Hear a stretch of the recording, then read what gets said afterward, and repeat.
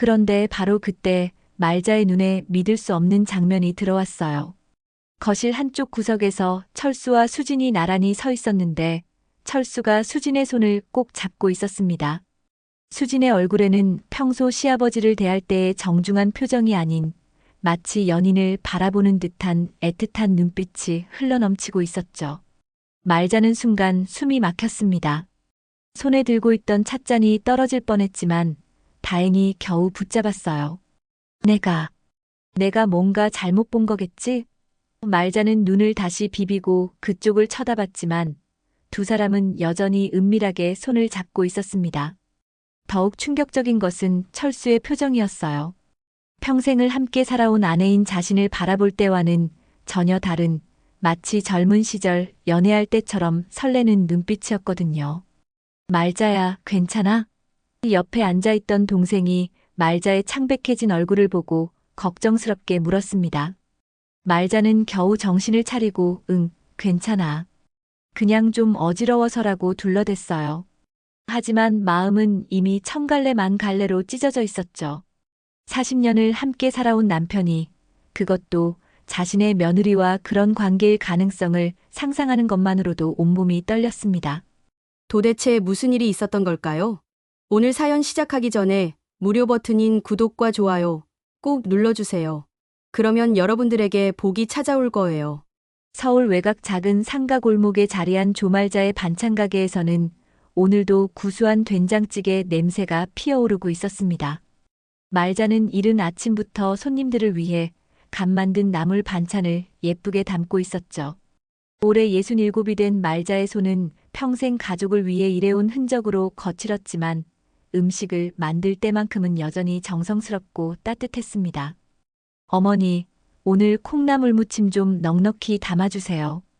단골 김 아주머니가 들어서며 반갑게 인사했습니다. 말자는 환한 미소로 응답하며 평소보다 조금 더 많이 담아주었죠. 이런 일상의 소소한 행복들이 말자에게는 큰 위안이었습니다. 가게 문을 연 지 10년이 넘어서면서 이제는 제법 안정된 수입도 생겼고 무엇보다 동네 사람들이 믿고 찾아주는 것이 감사했거든요.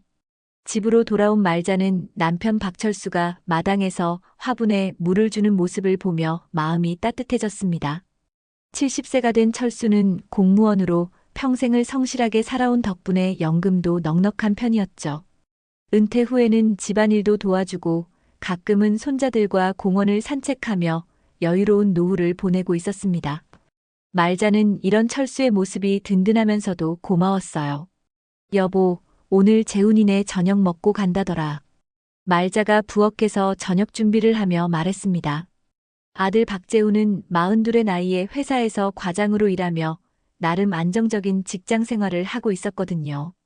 비록 야근이 잦아서 집에 늦게 들어오는 날이 많았지만 가족을 위해 열심히 일하는 모습이 기특했습니다. 며느리 이수진은 39살로 결혼 후 전업주부로 지내고 있었어요. 처음에는 워킹맘으로 일했지만 아이들 키우느라 직장을 그만둔 지 벌써 몇 년이 지났죠.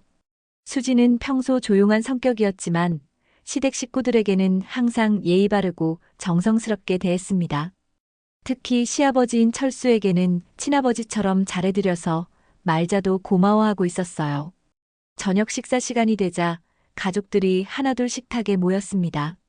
재훈이 회사 일로 조금 늦었지만 다행히 일찍 끝나서 가족과 함께 식사할 수 있었죠. 아버지, 요즘 몸은 어떠세요? 수진이 시아버지 앞에 나물 반찬을 정성스럽게 놓으며 물었습니다. 철수는 며느리의 배려에 흐뭇한 표정을 지었어요. 수진이 덕분에 잘 지내고 있다. 고맙다. 이런 화목한 가족의 모습을 보며 말자는 마음속으로 감사함을 느꼈습니다. 식사를 마친 후 말자는 설거지를 하며 곧 다가올 결혼 40주년 기념일 생각에 잠겼어요. 올해는 가족들과 함께 조촐하게나마 기념일 파티를 해보자. 마음속으로 계획을 세우며 말자의 입가에 미소가 번졌습니다. 평생 고생만 하며 살아온 것 같았는데 이제는 가게도 안정되고 가족들도 모두 건강하니 정말 고생 끝에 낙이 오는 것 같았거든요. 그런데 그날 밤 말자는 우연히 거실을 지나가다가 이상한 장면을 목격했습니다. 철수와 수진이 소파에 나란히 앉아서 뭔가 진지하게 이야기하고 있었어요. 수진의 표정이 평소와는 다르게 애절해 보였고 철수 역시 며느리를 바라보는 눈빛이 묘하게 다정했습니다. 말자는 잠시 멈춰서서 두 사람을 바라봤지만 곧 자신의 생각이 과민 반응인 것 같아서 그냥 방으로 들어갔죠. 하지만 그날 밤 말자는 쉽게 잠들지 못했습니다. 뭔가 설명할 수 없는 불안감이 마음 한구석을 파고들었거든요. 내가 왜 이런 생각을 하지? 가족끼리 대화하는 게 당연한 건데. 말자는 자신을 다독이며 눈을 감았지만 마음속 어딘가에는 작은 의문이 남아 있었습니다. 결혼 40주년 기념일이 다가오자 말자는 며칠 전부터 분주하게 준비에 나섰습니다. 동네 정육점에서 좋은 고기를 골라오고 시장에서 신선한 채소들을 하나하나 정성스럽게 골랐죠. 이번 기념일은 정말 특별하게 만들어야지. 말자는 마음속으로 다짐하며 평소보다 더욱 정성을 들였습니다. 40년이라는 긴 세월을 함께해온 남편과의 추억을 되새기며 가족들과 함께 행복한 시간을 보내고 싶었거든요. 기념일 당일 아침 말자는 새벽부터 부엌에서 요리를 시작했습니다. 철수가 좋아하는 갈비찜을 끓이고 아들 재훈이 어릴 때부터 좋아했던 잡채를 만들었어요. 며느리 수진이 평소 맛있다고 칭찬했던 동그랑땡도 정성스럽게 부쳤죠. 온 집안이 구수한 음식 냄새로 가득했고 말자는 오랜만에 이런 설렘을 느끼며 기분이 좋았습니다. 오후가 되자 친척들이 하나둘 모여들기 시작했어요. 철수의 형님 댁 식구들과 말자의 동생 부부, 그리고 재훈이의 장인어른까지 총 15명 정도가 모였죠. 거실과 안방을 터서 좌식 테이블을 깔고 말자가 정성스럽게 준비한 음식들을 가득 차려놓았습니다. 와, 형수님 요리 솜씨는 정말 끝내주네요. 철수의 형수가 감탄하며 말했고 말자는 수줍게 웃으며 별거 아닌데 뭐료라고 겸손하게 답했어요. 철수는 평소보다 말이 많아져서 젊은 시절 이야기며 공무원 생활 때의 에피소드를 재미있게 들려주었습니다. 말자하고 처음 만났을 때는 정말 수줍어서 말 한마디 제대로 못했는데 철수의 옛날 이야기에 모두들 웃음꽃을 피웠죠. 말자도 오랜만에 이렇게 많은 사람들 앞에서 주인공이 된 기분이라 마음이 들떠 있었어요. 재훈이 회사에서 급히 마무리할 일이 있다며 잠깐 나간 사이 어른들은 더욱 편안한 분위기로 이야기를 나누었습니다. 수지는 평소처럼 조용히 어른들 뒤에서 차와 과일을 정성스럽게 준비해 주었어요. 우리 며느리 정말 잘 만났다. 철수의 형님이 칭찬하자 말자는 뿌듯한 마음으로 고개를 끄덕였습니다. 그런데 바로 그때 말자의 눈에 믿을 수 없는 장면이 들어왔어요. 거실 한쪽 구석에서 철수와 수진이 나란히 서 있었는데 철수가 수진의 손을 꼭 잡고 있었습니다. 그것도 단순한 악수가 아니라 두 손으로 감싸며 무언가 간절하게 속삭이고 있었어요. 수진의 얼굴에는 평소 시아버지를 대할 때의 정중한 표정이 아닌 마치 연인을 바라보는 듯한 애틋한 눈빛이 흘러넘치고 있었죠. 말자는 순간 숨이 막혔습니다. 손에 들고 있던 찻잔이 떨어질 뻔했지만 다행히 겨우 붙잡았어요. 내가 뭔가 잘못 본 거겠지? 말자는 눈을 다시 비비고 그쪽을 쳐다봤지만 두 사람은 여전히 은밀하게 손을 잡고 있었습니다. 더욱 충격적인 것은 철수의 표정이었어요. 평생을 함께 살아온 아내인 자신을 바라볼 때와는 전혀 다른 마치 젊은 시절 연애할 때처럼 설레는 눈빛이었거든요. 말자야, 괜찮아?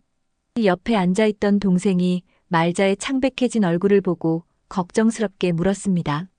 말자는 겨우 정신을 차리고 응, 괜찮아.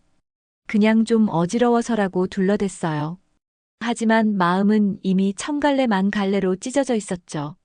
40년을 함께 살아온 남편이 그것도 자신의 며느리와 그런 관계일 가능성을 상상하는 것만으로도 온몸이 떨렸습니다. 잠시 후 재훈이 돌아와서 다시 자리가 활기를 띠었지만 말자는 더 이상 집중할 수가 없었어요. 친척들의 대화 소리도 멀게만 들렸고 맛있다며 음식을 칭찬하는 말들도 귀에 들어오지 않았습니다. 오직 방금 전 목격한 그 장면만이 머릿속에서 맴돌았죠. 철수와 수진이 손을 잡던 그 순간의 표정들, 서로를 바라보던 그 눈빛들이 계속해서 떠올랐어요. 저녁 무렵 친척들이 하나둘 집으로 돌아가면서 정말 좋은 시간이었다. 다음에 또 이렇게 모이자며 인사를 나눴습니다. 말자는 억지로 미소를 지으며 네, 고생하셨어요. 조심히 들어가세요라고 배웅했지만 마음은 전혀 다른 곳에 있었어요. 손님들을 모두 보내고 나서야 말자는 비로소 한숨을 크게 내쉬었습니다. 설거지를 하면서도 말자의 머릿속은 복잡했어요. 정말 내가 잘못 본 걸까? 아니면. 하지만 그 생각을 끝까지 하기가 무서웠습니다. 만약 정말로 남편과 며느리 사이에 무언가가 있다면 자신의 인생은 어떻게 되는 걸까요? 40년 동안 믿고 의지해온 모든 것들이 한순간에 무너져 내리는 것은 아닐까요? 그날 밤 말자는 잠들지 못하고 천장만 바라보며 뒤척였습니다. 옆에서 평온하게 잠든 철수의 얼굴을 바라보며 이 사람이 정말 자신이 알던 그 사람이 맞는지 의문이 들었어요. 오늘 목격한 장면이 단순한 착각이었기를 간절히 바라면서도 마음 한구석에서는 이미 불안의 싹이 자라나고 있었습니다. 기념일 파티 이후 며칠이 지났지만 말자는 그날 목격한 장면을 도저히 잊을 수가 없었습니다. 반찬 가게에서 일을 하면서도 자꾸만 그 순간이 떠올랐어요. 철수와 수진이 손을 꼭 잡고 서로를 바라보던 그 눈빛, 마치 세상에 둘만 있는 것처럼 속삭이던 모습들이 머릿속에서 계속 맴돌았죠. 아니야, 분명히 내가 잘못 본 거야. 말자는 스스로를 달래려 했지만 마음 한구석의 불안은 점점 커져만 갔습니다. 그날 저녁 집에 돌아온 말자는 평소와 달리 가족들의 행동을 유심히 관찰하기 시작했어요. 철수가 신문을 보면서 수진에게 오늘 시장에서 뭐 사왔니? 라고 물을 때의 목소리 톤, 수진이 시아버지에게 차를 가져다 드릴 때의 표정과 몸짓까지 모든 것이 의미 있게 느껴졌습니다. 혹시 평소에도 이런 미묘한 신호들이 있었는데 자신만 몰랐던 것은 아닐까 하는 생각에 말자는 가슴이 답답해졌어요. 며칠 후 밤늦게 화장실에 가려고 복도를 지나가던 말자는 또 다른 이상한 장면을 목격했습니다. 수진이 시아버지 방문 앞에 서서 조심스럽게 문을 두드리고 있었어요. 아버님 잠들지 않으셨죠? 라는 수진의 목소리가 평소와 달리 부드럽고 애정어린 톤이었습니다. 말자는 몸을 복도 모퉁이에 숨기고 상황을 지켜봤죠. 잠시 후 철수가 방문을 열었고 수진이 안으로 들어가는 것을 말자는 똑똑히 봤어요. 문이 닫히면서 안에서 나직한 대화 소리가 들렸지만 무슨 내용인지는 알아들을 수 없었습니다. 말자는 심장이 쿵쾅거리며 그 자리에 서 있었어요. 밤늦은 시간에 며느리가 시아버지 방에 들어가는 것이 과연 정상적인 일일까요? 10여 분이 지나서야 수진이 방에서 나왔습니다. 말자는 재빨리 자신의 방으로 돌아가 문틈으로 복도를 지켜봤어요. 수진의 얼굴에는 묘한 만족감 같은 표정이 스쳐 지나갔고 걸음걸이도 평소보다 가벼워 보였습니다. 이 모든 것들이 말자에게는 의심스럽기만 했어요. 다음 날 아침 말자는 용기를 내어 수진에게 직접 물어보기로 했습니다. 수진아, 어젯밤에 아버지 방에 갔었니? 수진은 순간 당황한 기색을 보였지만 곧 침착하게 답했어요. 아, 네. 아버님이 무릎이 아프시다고 하셔서 파스 좀 붙여드리고 왔어요. 그럴듯한 대답이었지만 말자의 의심은 오히려 더 깊어졌습니다. 평소 철수는 몸이 아파도 자신에게 말하곤 했거든요. 그날부터 말자는 본격적으로 두 사람을 관찰하기 시작했습니다. 재훈이 회사에 나간 후 집에 수진과 철수만 있을 때가 특히 의심스러웠어요. 가게 일을 핑계로 일찍 집에 돌아온 적이 있었는데 거실에서 두 사람이 나란히 앉아 손을 맞잡고 진지한 표정으로 이야기하고 있는 모습을 또 다시 목격했습니다. 무슨 대화를 그렇게 진지하게 하는 거지? 말자는 현관에서 신발을 벗으며 큰 소리를 냈어요. 그러자 두 사람이 화들짝 놀라며 손을 놓고 자리를 피했습니다. 어머니 일찍 오셨네요. 라고 수진이 어색하게 말했고 철수는 응, 좀 일찍 왔구나라며 태연한 척했지만 얼굴이 붉어져 있었어요. 말자의 마음은 점점 무거워졌습니다. 이런 의심이 계속되다 보니 평소 소소한 행복을 주던 일상들마저 괴로워졌어요. 반찬 가게에서 단골 손님들이 사모님, 요즘 안색이 안 좋으시네요 라고 걱정해 줄 정도였죠. 밤에는 잠을 제대로 이루지 못하고 하루 종일 피곤했습니다. 더욱 괴로운 것은 이런 의심을 누구에게도 털어놓을 수 없다는 것이었어요. 동생에게라도 말하고 싶었지만 만약 자신의 착각이라면 괜한 오해만 불러일으킬 수 있었죠. 그렇다고 직접 철수나 수진에게 따져 묻기에는 확실한 증거도 없었고 무엇보다 그런 의심을 품고 있다는 자체가 부끄러웠습니다. 어느 날 오후 말자는 수진의 방을 청소하다가 책상 서랍이 조금 열려 있는 것을 발견했어요. 평소 정리정돈을 잘하는 수진에게는 드문 일이었죠. 말자는 잠시 망설였지만 결국 서랍을 조심스럽게 열어보았습니다. 그 안에는 수첩과 몇 장의 편지 봉투가 들어 있었어요. 손이 떨렸지만 말자는 그중 하나를 꺼내어 읽어보았습니다. 편지 내용은 충격적이었어요. 아버님께서 저에게 보여주신 따뜻함이 제 마음을 치유해 주었습니다. 재훈 씨와의 결혼 생활이 점점 차가워져 가는 것을 느끼면서 아버님만이 제 진짜 마음을 이해해 주시는 것 같아요. 편지는 여기서 끝나지 않았습니다. 이런 감정을 가지면 안 되는 줄 알지만 아버님과 함께 있을 때만 제가 진짜 살아있는 것 같습니다. 말자는 편지를 읽으면서 온몸이 떨렸어요. 이것은 단순한 시집살이의 고충을 토로하는 수준이 아니었습니다. 며느리가 시아버지에게 품고 있는 것은 명백히 남녀간의 감정이었죠. 말자는 편지를 다시 서랍에 넣고 방을 나왔지만 다리에 힘이 빠져서 제대로 걸을 수가 없었어요. 그날 밤 말자는 철수 옆에 누워서도 잠들 수 없었습니다. 옆에서 평온하게 잠든 남편을 바라보며 40년 동안 함께 쌓아온 모든 추억들이 허상처럼 느껴졌어요. 정말 내 남편이 며느리와 생각만 해도 목이 메었습니다. 하지만 이제는 더 이상 자신의 착각이라고 부정할 수도 없었어요. 편지는 분명한 증거였으니까요.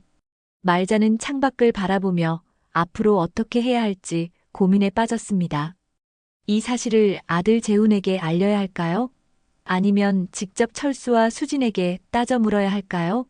어떤 선택을 하든 가족은 완전히 파멸될 것 같았어요. 말자의 마음속에는 분노와 슬픔 그리고 배신감이 뒤섞여 폭풍처럼 휘몰아치고 있었습니다. 편지를 발견한 후 며칠 동안 말자는 제대로 된 생활을 할 수가 없었습니다. 반찬 가게에서 일을 하면서도 자꾸만 실수를 했어요. 소금을 설탕통에 넣는다든지 손님이 주문한 반찬을 잘못 포장한다든지 하는 일들이 계속 벌어졌죠. 단골 손님들이 사장님, 요즘 많이 힘드시나 봐요 라고 걱정할 정도였습니다. 말자는 아니에요, 괜찮아요 라며 억지로 웃었지만 마음속은 이미 엉망진창이었어요. 집에 돌아와서도 마찬가지였습니다. 저녁 준비를 하면서 수진이 도와주려고 다가오면 말자는 무의식적으로 몸을 피했어요. 며느리의 손길이 닿을 때마다 편지에서 읽었던 내용들이 떠올랐거든요. 어머니, 제가 할게요. 라고 다정하게 말하는 수진의 목소리조차 이제는 가식적으로 들렸습니다. 말자는 아니야, 내가 할게라며 냉랭하게 대답했어요. 철수와의 관계는 더욱 어색해졌습니다. 평소 같으면 남편이 퇴근 후 집에 오면 오늘 어땠어? 라며 반갑게 맞아주던 말자였지만 이제는 그럴 수가 없었어요. 철수를 볼 때마다 수진과 손을 잡고 있던 모습, 며느리 방에서 나오던 모습들이 생각났거든요. 여보, 뭔가 기분이 안 좋아 보이는데 무슨 일 있어? 라고 철수가 물으면 말자는 아무것도 아니야라며 시큰둥하게 답했습니다. 며칠 후 말자는 더 확실한 증거를 찾기 위해 수진의 방을 다시 살펴보기로 했어요. 수진이 동네 마트에 장 보러 간 사이에 방에 들어가서 서랍을 열어봤습니다. 이번에는 편지뿐만 아니라 수첩도 발견했어요. 수첩을 펼쳐보니 일기처럼 적힌 글들이 있었습니다. 오늘 아버님과 차를 마시며 이야기했다.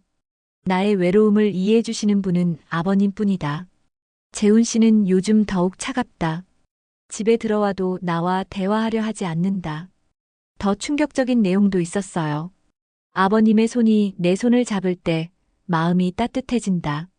이런 감정이 잘못된 줄 알지만 어쩔 수 없다. 만약 재훈 씨가 아닌 아버님과 먼저 만났다면 어땠을까 하는 생각을 한다. 말자는 이런 글들을 읽으면서 분노가 치밀어 올랐습니다. 며느리가 시아버지에 대해 이런 감정을 품고 있다니 도저히 믿을 수가 없었어요. 그런데 더욱 놀라운 것은 수첩 뒷부분에 적힌 내용이었습니다. 아버님도 나에게 특별한 감정을 가지고 계신 것 같다. 오늘 나를 바라보시는 눈빛이 평소와 달랐다. 어머니 몰래 나에게 선물을 주셨다. 작은 목걸이였는데 이런 마음을 받아도 되는 걸까? 말자는 이 글을 읽고 나서 완전히 무너져 버렸어요. 일방적인 감정이 아니라 서로 주고받는 관계였다는 것을 확인한 순간이었거든요. 수첩을 덮고 나서 말자는 한참 동안 그 자리에 앉아 있었습니다. 머릿속이 하얗게 비어 있는 것 같으면서도 동시에 복잡한 생각들이 소용돌이치고 있었어요. 40년을 함께 산 남편이 어떻게, 내가 며느리로 받아들였던 수진이 어떻게, 배신감과 분노, 그리고 깊은 절망감이 번갈아가며 밀려왔습니다. 그날 저녁 식사 시간은 특히나 어색했어요. 재훈이 어머니, 요즘 많이 피곤해 보이세요. 병원에 한번 가보시는 게 어때요? 라고 걱정스럽게 물었지만 말자는 괜찮다고만 했습니다. 철수와 수지는 평소처럼 자연스럽게 대화를 나누고 있었지만 말자의 눈에는 모든 것이 연기처럼 보였어요. 두 사람의 시선이 마주칠 때마다, 서로에게 반찬을 건네줄 때마다 그 모든 순간들이 말자에게는 고통스러웠습니다. 식사를 마친 후 말자는 설거지를 하면서도 계속 생각에 잠겼어요. 이제 어떻게 해야 할까요? 아들 재훈에게 알려야 할까요? 그러면 가족이 완전히 해체될 텐데. 그렇다고 이 상황을 그냥 두고 볼 수도 없었어요. 며느리와 남편이 바로 코앞에서 이런 관계를 이어가는 것을 지켜만 보고 있을 수는 없었거든요. 밤이 깊어져서 가족들이 모두 잠든 후에도 말자는 잠들지 못했습니다. 침실에서 옆에 누운 철수를 바라보며 온갖 생각이 들었어요. 언제부터였을까? 언제부터 이런 마음을 품게 된 거지? 철수의 잠든 얼굴은 평온해 보였지만 말자에게는 낯선 사람처럼 느껴졌습니다. 40년 동안 함께 잠자리를 같이 했던 사람이 이렇게 멀게 느껴질 줄은 몰랐어요. 새벽이 되어서야 말자는 결심을 했습니다. 더 이상 혼자서 이런 고통을 감당할 수는 없었어요. 하지만 성급하게 행동해서는 안 되겠다고 생각했습니다. 좀 더 확실한 증거를 모아서 그 다음에 어떻게 할지 결정하기로 했어요. 일단은 아무것도 모르는 척하면서 두 사람의 행동을 더 자세히 관찰해 보기로 했습니다. 다음 날부터 말자는 더욱 세심하게 철수와 수진을 지켜봤어요. 재훈이 출근한 후 집에 두 사람만 남았을 때 그들이 어떻게 지내는지 몰래 확인해 봤습니다.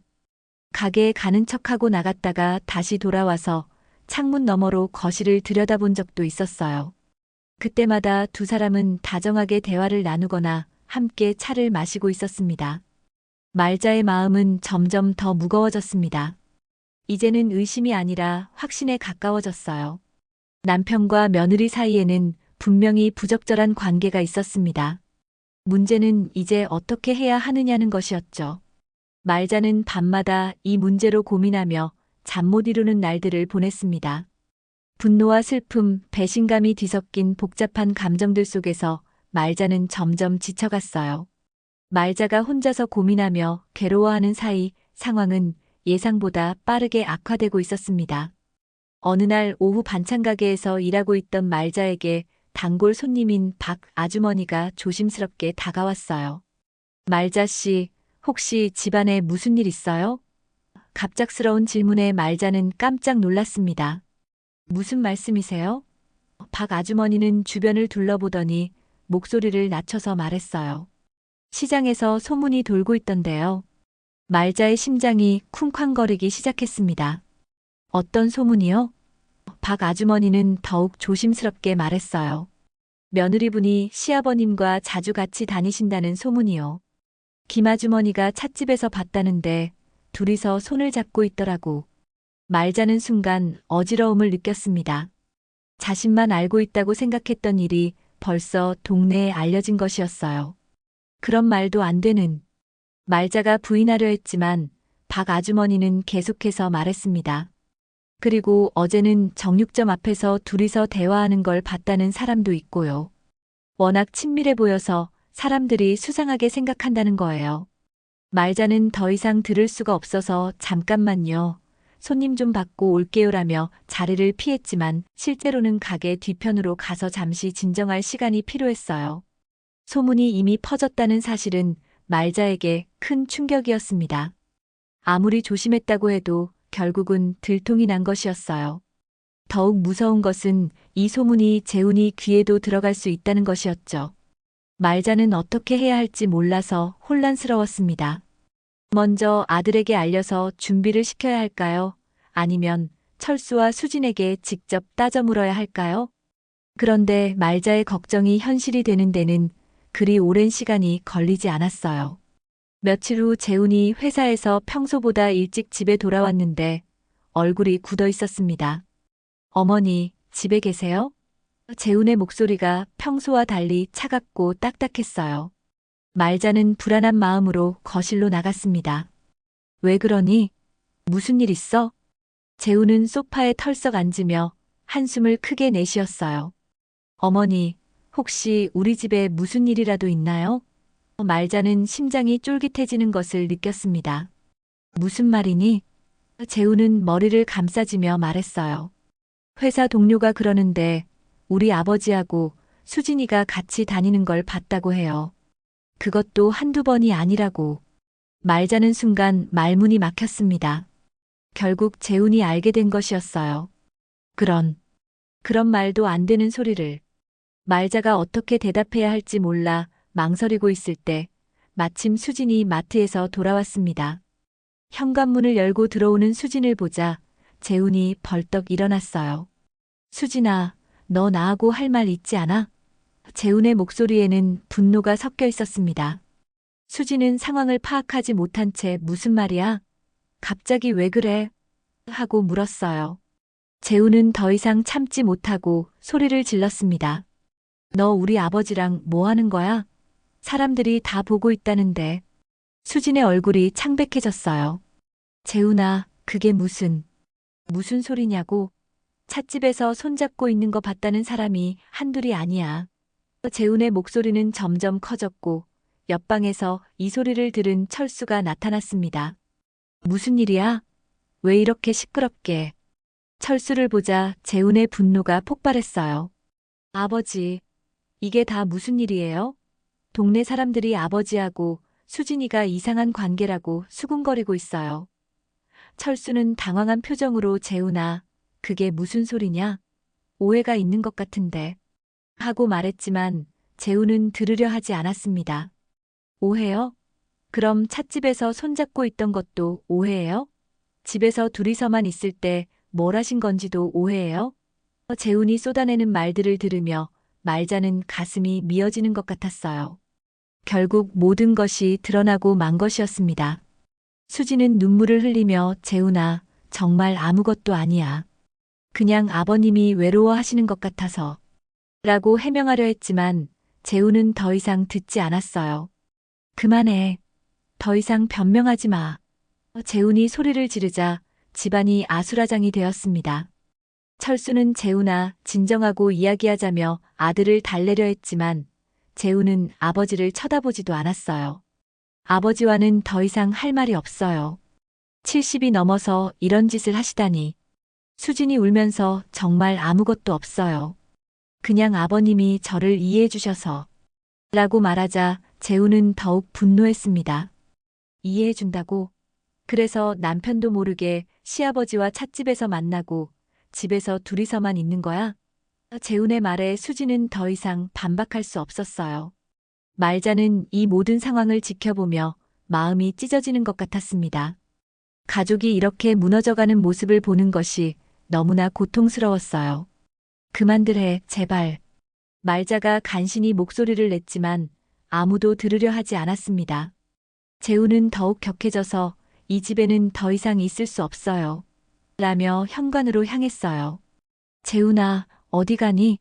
말자가 급하게 따라갔지만 재훈은 신발을 신으며 말했습니다. 한동안 회사 기숙사에서 지낼게요. 이 집 꼴을 더 이상 볼 수가 없어요. 그리고는 문을 쾅 닫고 나가버렸어요. 집안은 갑자기 조용해졌지만 그 정적이 더욱 무거웠습니다. 남은 세 사람은 한동안 아무 말도 하지 못했어요. 수지는 계속 울고 있었고 철수는 멍하니 서 있었으며 말자는 이 모든 상황이 현실인지 의심스러웠습니다. 40년 동안 쌓아온 가정이 한순간에 이렇게 무너져 내릴 줄은 꿈에도 생각하지 못했어요. 그날 밤 말자는 잠들 수 없었습니다. 재훈이 떠난 집은 너무나 조용했고 내일부터 어떻게 살아야 할지 막막했어요. 동네 사람들의 시선도 부담스러웠고 무엇보다 가족이 이렇게 흩어져 버린 현실을 받아들이기가 힘들었습니다. 모든 것이 끝난 것 같았어요. 재훈이 집을 나간 후 며칠 동안 집안은 무덤처럼 조용했습니다. 수지는 자신의 방에 틀어박혀 나오지 않았고 철수는 멍하니 거실에 앉아서 하루 종일 창밖만 바라보고 있었어요. 말자 역시 반찬 가게에 나가는 것 외에는 거의 집에서 나오지 않았습니다. 동네 사람들의 시선이 부담스러워서 밖으로 나가는 것조차 힘들었거든요. 그런 어느 날 저녁, 철수가 말자에게 조심스럽게 다가왔습니다. 말자야, 우리 좀 이야기할 수 있을까? 철수의 목소리는 평소와 달리 떨리고 있었어요. 말자는 설거지하던 손을 멈추고 남편을 바라봤습니다. 무슨 이야기? 철수는 한참을 망설이더니 수진이하고 나하고 하며 말을 잇지 못했어요. 말자는 마침내 이 순간이 왔다는 것을 알았습니다. 더 이상 피할 수도 모른 척할 수도 없는 순간이었어요. 거실로 가자. 말자가 말하자 철수는 고개를 끄덕이며 따라왔습니다. 두 사람은 소파에 마주 앉았지만 한동안 아무도 먼저 말을 꺼내지 못했어요. 결국 철수가 먼저 입을 열었습니다. 말자야, 미안하다. 그 한마디에 철수의 눈에서 눈물이 흘러내렸어요. 말자는 그런 남편을 보며 가슴이 복잡했습니다. 분노와 슬픔, 그리고 오랜 세월 함께한 정이 뒤섞여서 어떤 감정을 느껴야 할지 알 수 없었거든요. 언제부터였어? 말자의 목소리는 차가웠습니다. 철수는 고개를 숙인 채 대답했어요. 작년 겨울부터. 아니, 정확히는 언제부터인지도 모르겠다. 처음에는 정말 아무것도 아니었어. 그냥 며느리가 외로워하는 것 같아서 이야기 상대가 되어준 것 뿐이었는데. 철수는 말을 하면서도 자꾸 말을 더듬었어요. 그런데 어떻게 그런 감정까지? 말자가 물으니 철수는 더욱 고개를 숙였습니다. 나도 모르게. 수진이가 나를 이해해준다고 했을 때, 나한테 고마워한다고 했을 때, 마음이 흔들렸나 봐. 나이 들어서 너한테도 소홀했고 외로웠나 봐. 철수의 고백을 들으며 말자는 복잡한 심정이었어요. 그때 수진이 방에서 나와서 거실로 들어왔습니다. 며칠 동안 울었는지 눈이 퉁퉁 부어 있었어요. 어머니, 아버님. 수진은 두 사람 앞에 무릎을 꿇고 앉았습니다. 정말 죄송해요. 모든 게 제 잘못이에요. 수진의 목소리는 울음으로 떨리고 있었어요. 수진아. 말자가 며느리를 부르자 수진은 더욱 큰 소리로 울기 시작했습니다. 저도 처음에는 정말 아무 생각 없었어요. 그냥 재훈 씨가 집에 늦게 들어오고 저한테 관심도 없고 너무 외로웠어요.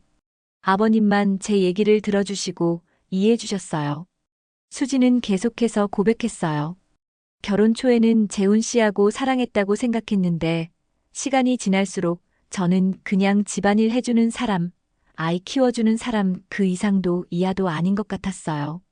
재훈 씨는 저와 대화도 안 하려고 하고 집에서는 늘 피곤하다며 누워있기만 했어요. 말자는 며느리의 말을 들으며 마음이 아팠습니다. 사실 재훈이 집에서 아내에게 무관심한 것은 말자도 알고 있었거든요. 하지만 그것이 이런 일의 이유가 될 수는 없었어요. 그래도 시아버지하고 그건 안 되는 거잖니. 수지는 고개를 더욱 숙이며 말했어요. 알아요. 정말 잘못된 거라는 걸 알아요. 하지만 아버님과 이야기할 때만 제가 진짜 사람 취급받는다는 느낌이 들었어요. 제 마음을 들어주시고 위로해주시고 언제부턴가 그런 마음에 의지하게 되었어요. 철수도 다시 입을 열었습니다. 나도 수진이의 외로움을 보면서 마음이 아팠어. 재훈이가 아내한테 너무 무심한 것 같아서. 그래서 내가 대신 위로해주려고 했는데 어느새 선을 넘고 있었나 봐. 철수의 목소리에는 깊은 후회가 담겨 있었어요. 말자는 두 사람의 고백을 들으며 여러 가지 감정이 교차했습니다. 분노도 있었지만 한편으로는 이해되는 부분도 있었어요. 철수가 나이 들어 외로워했다는 것, 수진이 결혼 생활에서 소외감을 느꼈다는 것, 모두 말자 자신도 어렴풋이 느끼고 있던 것들이었거든요. 그래도 말자가 천천히 말했습니다. 그래도 이건 용서받을 수 없는 일이야. 가족이라는 게 뭔지, 부부라는 게 뭔지, 며느리와 시아버지라는 관계가 뭔지. 너희는 그 모든 걸 배신한 거야. 말자의 목소리는 차갑게 가라앉아 있었어요. 수진이 더욱 큰 소리로 울며 말했습니다. 정말 죄송해요, 어머니. 저는 이 집을 떠날게요. 재훈 씨한테도 이혼해달라고 할게요. 더 이상 이 가정에 피해를 끼칠 수는 없어요. 수진의 말에 철수도 깜짝 놀라며 수진아, 그렇게까지 하지 말고 라고 했지만 수진은 고개를 저었어요. 말자는 그 순간 깨달았습니다. 이 모든 일이 단순한 불륜이나 배신이 아니라 가족 구성원들이 각자 느끼고 있던 외로움과 소외감이 만들어낸 비극이라는 것을요. 재훈이 아내에게 무관심했던 것, 철수가 나이 들어 외로워했던 것, 수진이 결혼 생활에서 고립감을 느꼈던 것. 모든 것이 복합적으로 얽혀서 이런 일이 벌어진 것이었어요. 수진아, 잠깐만. 말자가 며느리를 불렀습니다. 내가 떠나는 것만으로는 해결되지 않아. 재훈이도 자신의 잘못을 알아야 하고 철수도 마찬가지고 우리 모두가 어디서 잘못되었는지 생각해봐야 해. 말자의 말에 두 사람이 고개를 들어 말자를 바라봤어요. 하지만 말자의 마음속에는 여전히 분노와 배신감이 남아 있었습니다. 이해한다고 해서 용서할 수 있는 것은 아니었거든요. 하지만 말자가 다시 말했습니다. 하지만 이것만은 확실해. 이 집에서 너희 둘이 함께 있을 수는 없어. 그건 절대로 안 돼. 그날 밤 세 사람은 각자의 방에서 긴 밤을 보냈습니다. 고백과 용서, 이해와 분노가 뒤섞인 복잡한 하루였어요. 말자는 창밖을 바라보며 생각했습니다. 이제 어떻게 해야 하지? 가족이 다시 예전처럼 돌아갈 수는 있을까? 하지만 답은 쉽게 나오지 않았어요. 진실이 모두 드러난 후 며칠이 지났지만 집안 분위기는 전혀 나아지지 않았습니다. 재훈은 여전히 회사 기숙사에서 지내고 있었고 가끔 전화를 해도 아직은 집에 갈 수 없다는 말만 반복했어요.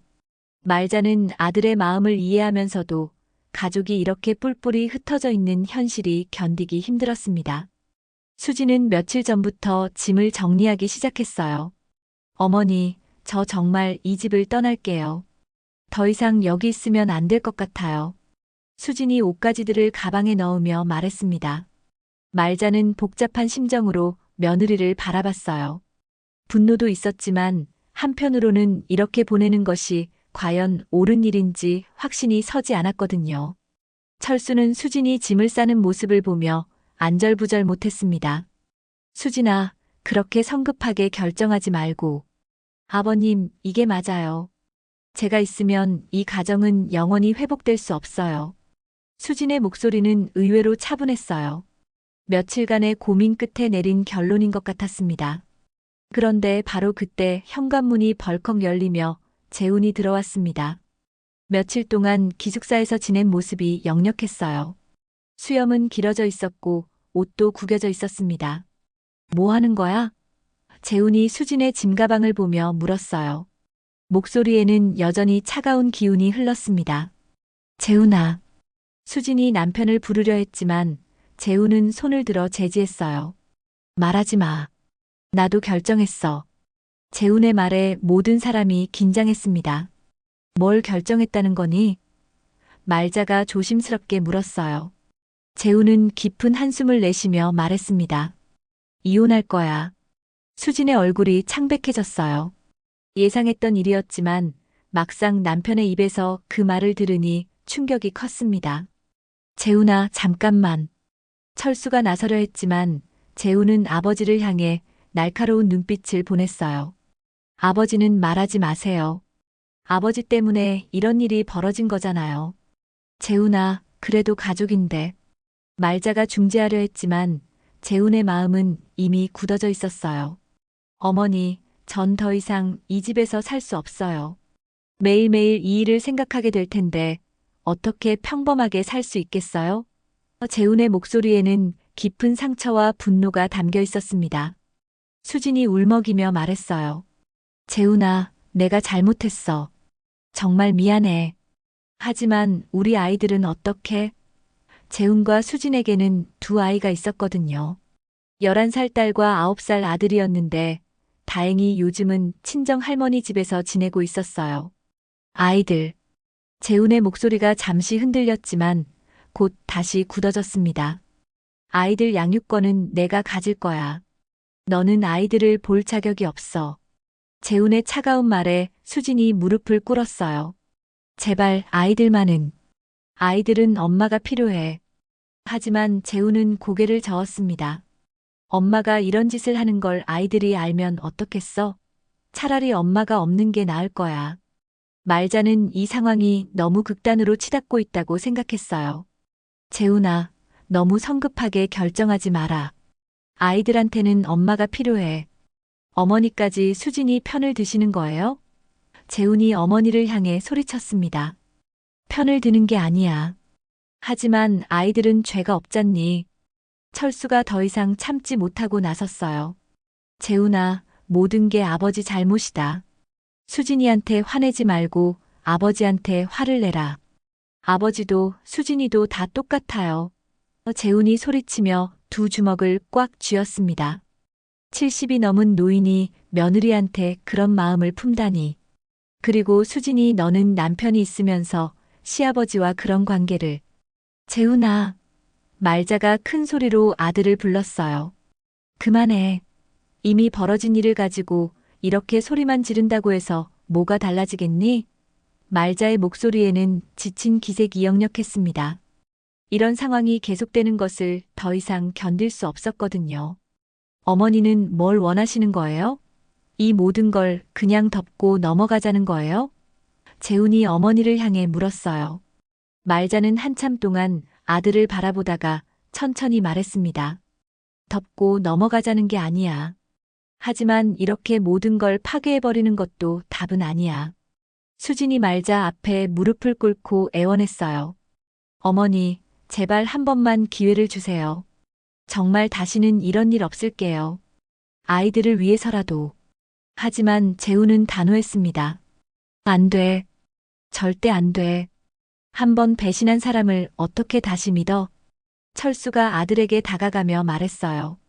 재훈아, 아버지가 무릎 꿇을게. 아버지가 잘못했어. 수진이는 피해자야. 하지만 재훈은 아버지를 밀쳐내며 소리쳤습니다. 피해자? 둘이 손잡고 다니면서 피해자라고요? 말도 안 되는 소리 하지 마세요. 그 순간 수진이 일어서며 말했어요. 그만해요, 다들. 이제 정말 그만해요. 수진의 목소리는 이전과 달리 의외로 단단했어요. 재훈 씨 말이 맞아요. 전 이 집을 떠날 거예요. 그게 모두를 위한 길이에요. 수진은 가방을 들고 현관으로 향했습니다. 수진아. 철수가 며느리를 부르며 따라갔지만 수진은 돌아보지 않았어요. 아버님, 저 때문에 이 가정이 이렇게 된 거예요. 제가 없어야 모든 게 제자리로 돌아갈 거예요. 수진은 신발을 신으며 말했습니다. 아이들은 잘 부탁드려요. 현관문이 닫히는 소리와 함께 수진이 사라졌습니다. 집안은 갑자기 정적에 휩싸였어요. 재훈은 소파에 주저앉으며 머리를 감싸쥐었고 철수는 멍하니 문을 바라보고 있었으며 말자는 이 모든 상황이 현실인지 믿을 수 없었어요. 이제 끝난 거야. 재훈이 중얼거렸습니다. 정말 모든 게 끝났어. 말자는 아들을 바라보며 가슴이 아팠어요. 가족이 이렇게 뿔뿔이 흩어져 버린 현실을 받아들이기가 너무 힘들었습니다. 40년 동안 지켜온 가정이 하루아침에 무너져 버린 것 같았거든요. 수진이 집을 떠난 후 한 달이 지났지만 말자의 마음은 전혀 평온해지지 않았습니다. 오히려 시간이 갈수록 분노가 더 커져갔어요. 처음에는 가족이 뿔뿔이 흩어진 것에 대한 슬픔이 컸지만 이제는 자신의 인생을 망친 두 사람에 대한 복수심이 불타오르고 있었습니다. 눈물로 끝낼 줄 알았니? 내가 얼마나 호락호락한 사람인 줄 알았나? 말자는 혼자 중얼거리며 계획을 세우기 시작했어요. 말자가 가장 먼저 한 일은 증거 수집이었습니다. 수진이 남긴 편지와 일기장을 모두 복사해 두었고 두 사람이 함께 있던 장면들을 목격한 사람들의 증언도 받아두었어요. 그리고는 동네 사람들에게 조금씩 진실을 퍼뜨리기 시작했습니다. 정말 상상도 못할 일이 우리 집에서 벌어졌어요. 말자는 마치 억울한 피해자인 양 눈물을 글썽이며 말했죠. 소문은 삽시간에 퍼져나갔습니다. 시장에서는 조 씨 집 며느리가 시아버지와 그런 관계였다더라. 편지까지 주고받았다니 정말 충격적이야라는 이야기들이 오갔어요. 철수가 다니던 경로당에서도 박영감이 며느리와 바람을 피웠다더라는 소문이 돌았습니다. 철수는 더 이상 경로당에 얼굴을 내밀 수 없게 되었어요. 한편 수지는 여전히 철수와 몰래 만나고 있었습니다. 고시원 근처 작은 찻집에서 서로의 처지를 한탄하며 위로하고 있었어요. 하지만 말자는 이미 이 사실도 알고 있었습니다. 동네 아주머니들을 통해 정보를 수집하고 있었거든요. 아직도 만나고 있구나. 정말 뻔뻔하기도 하지. 말자의 두 번째 단계는 법적 대응이었어요. 재훈과 함께 유능한 변호사를 찾아가서 상황을 자세히 설명했습니다. 며느리가 시아버지의 재산을 노리고 접근했다는 증거들이 있습니다. 말자는 수진의 일기장에서 아버님이 나에게 좋은 것들을 해주신다는 내용을 재산 탐욕으로 해석해서 제시했어요. 변호사는 이혼 소송에서 매우 유리한 증거가 될 것 같습니다. 재산 분할이나 양육권 문제에서도 압도적으로 승소할 수 있을 거예요 라고 말했습니다. 재훈도 그동안 속았다니 정말 분합니다. 완전히 법의 심판을 받게 해주세요라며 어머니를 지지했어요. 재판이 시작되자 수지는 완전히 궁지에 몰렸습니다.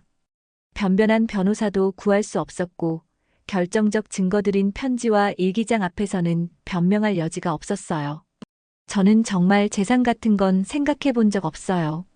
단지 외로웠을 뿐이에요. 하지만 수진의 호소는 받아들여지지 않았습니다.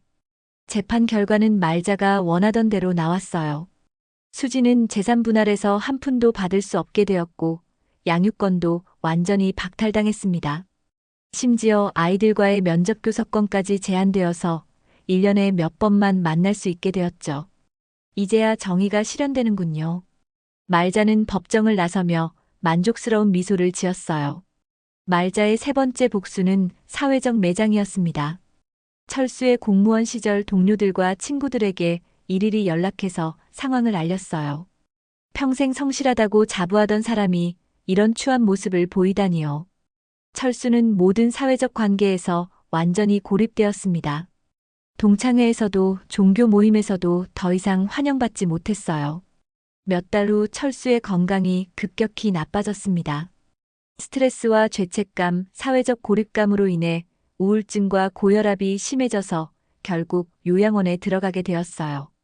요양원에서도 저 할아버지가 며느리와 불륜을 저질렀다는 사람이라는 소문이 퍼져서 다른 입소자들로부터 냉대를 받았습니다. 수진의 상황은 더욱 비참했어요. 법정 패배 후 모든 것을 잃고 혼자가 된 수진은 식당에서 설거지 일을 하며 겨우 생계를 유지했습니다. 아이들을 그리워하며 가끔 학교 앞에서 멀찍이 지켜보는 것이 전부였죠. 예전에 단정했던 모습은 온데간데 없고 늘 초라한 행색으로 고된 일에 시달렸어요. 말자는 이 모든 상황을 지켜보며 깊은 만족감을 느꼈습니다. 어느 날 수진이 일하는 식당 앞을 지나가면서 창문 너머로 야윈 모습으로 일하고 있는 수진을 보았어요. 이제야 내가 한 일의 대가를 치르는구나.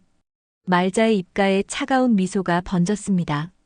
1년이 지나자 말자의 복수는 완전히 성공했어요. 재우는 새로운 직장에서 승진하며 아이들과 함께 행복하게 살아가고 있었습니다. 아이들도 아빠가 최고야라며 아버지에게 의지하고 있었죠. 말자는 손자들과 함께 시간을 보내며 진정한 가정의 온기를 다시 느낄 수 있게 되었어요. 반찬 가게도 다시 활기를 되찾았습니다. 처음에는 소문 때문에 손님이 줄었지만 시간이 지나면서 사람들은 말자를 불쌍한 피해자로 여기며 더욱 아껴주기 시작했어요. 조 사장님이 정말 고생 많으셨죠. 그래도 잘 이겨내셔서 다행이에요. 이런 따뜻한 말들을 들을 때마다 말자는 뿌듯함을 느꼈습니다. 어느 날 말자는 새로운 소식을 들었어요. 수진이 일하던 식당에서 손님들의 돈을 훔쳤다는 의혹으로 해고되었다는 소문이었죠. 사실인지는 확실하지 않았지만 이미 사회적 신뢰를 잃은 수진에게는 누명도 진실처럼 받아들여졌어요. 결국 그 본성이 드러나는군. 말자는 혀를 찼습니다. 철수의 소식도 들려왔어요. 요양원에서 다른 입소자들과 자주 다투고 우울증이 심해져서 정신과 치료까지 받고 있다는 소식이었습니다. 면회를 가본 말자는 많이 늙고 초라해진 남편의 모습을 보며 속이 시원했어요. 이제야 제대로 벌을 받는구나. 2년이 지난 어느 날 말자는 동네 카페에서 친구들과 차를 마시고 있었습니다. 말자야, 정말 잘 이겨냈다. 그런 일을 당하고도 이렇게 당당하게 살아가다니 대단해. 친구들의 격려를 받으며 말자는 진심으로 웃을 수 있었어요. 이제는 과거의 상처보다는 현재의 행복이 더 컸거든요. 그날 저녁 집에 돌아온 말자는 거울 앞에 서서 자신의 모습을 바라봤습니다. 예전보다는 나이가 들어 보였지만 눈빛만큼은 당당하고 밝았어요. 나는 해냈다. 나를 배신한 사람들에게 정당한 대가를 치르게 했고 내 가족을 지켜냈어. 재훈이 아이들과 함께 저녁을 먹으러 왔을 때 말자는 진정한 행복을 느꼈습니다. 할머니, 오늘 학교에서 상 받았어요. 손녀가 자랑스럽게 말하자 말자는 환하게 웃으며 우리 손녀가 최고네라고 말했어요. 이런 순간들이 말자에게는 가장 큰 보상이었습니다. 밤늦게 혼자 남은 말자는 창밖을 바라보며 생각했어요. 복수는 끝났고 이제는 진짜 행복한 시간이 시작되는 거야. 말자의 얼굴에는 평온한 미소가 떠올랐습니다. 자신을 배신한 사람들은 모두 응당한 대가를 치렀고 자신은 당당하게 새로운 삶을 시작할 수 있게 되었거든요. 나는 더 이상 피해자가 아니야. 이제는 승리자야. 말자는 만족스럽게 중얼거리며 평안한 잠자리에 들었습니다. 내일은 또 다른 행복한 하루가 기다리고 있을 거였어요. 오늘 이야기가 마음에 남으셨다면 구독과 좋아요로 함께 해주세요. 더 많은 이야기로 다시 찾아올게요. 구독과 좋아요는 큰 힘이 됩니다.